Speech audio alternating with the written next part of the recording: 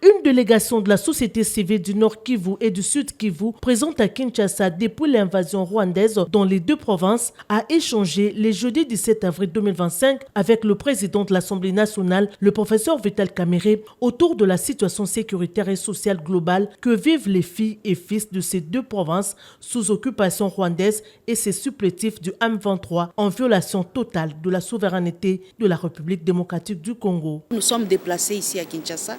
Et cela fait plus de 3 mois que nous sommes là. Donc nous avons pensé que c'est utile pour nous de pouvoir présenter de manière globale la situation de l'Est, la souffrance de cette population qui est aujourd'hui sous contrôle, n'est-ce pas, de la rébellion.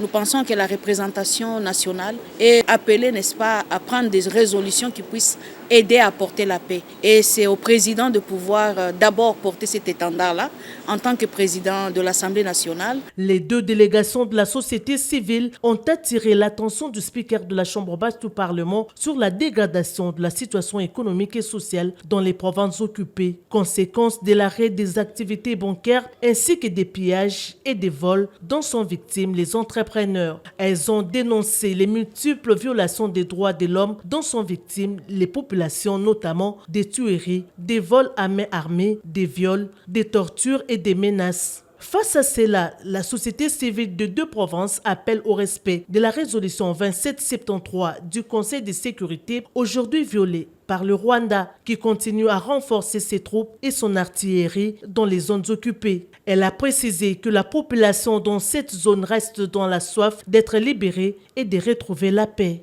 Notre message, c'est que nous voulons la paix. Ça fait quand même plus de 30 ans que nous sommes dans la guerre. Pendant plus de 30 ans, nous souffrons. Les femmes se déplacent du jour au jour. Les familles entières sont disloquées. Nous sommes en train de demander qui est la paix.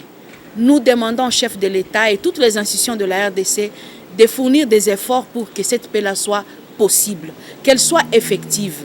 Oui, c'est vrai qu'il y a déjà des choses qui se font, mais il faut encore redoubler d'efforts pour que nous puissions avoir la paix et rien que cette paix que nous sommes en train de rechercher. Donc c'est un effort qui doit être consenti par tout le monde et nous sommes appelés, nous tous, à nous liguer pour que cette paix-là soit possible. Les speakers de la Chambre basse du Parlement, le professeur Vital Kamerhe, très préoccupé par l'essor de cette population victime de l'occupation rwandaise, s'est engagé à être son porte-parole auprès des différentes institutions. Il a par ailleurs salué la bravoure reconnue à la société civile du Nord Kivu et du Sud Kivu, qui a toujours été à pied d'œuvre dans différents processus de paix en République démocratique du Congo. Ce fut pour lui l'occasion de mentionner les efforts qui sont en train d'être faits par le président de la République, Félix Antoine Tshisekedi Tshilombo, pour maintenir l'unité du pays et mettre fin à cette violation de l'intégrité nationale par le Rwanda afin de ramener la paix définitivement dans les pays.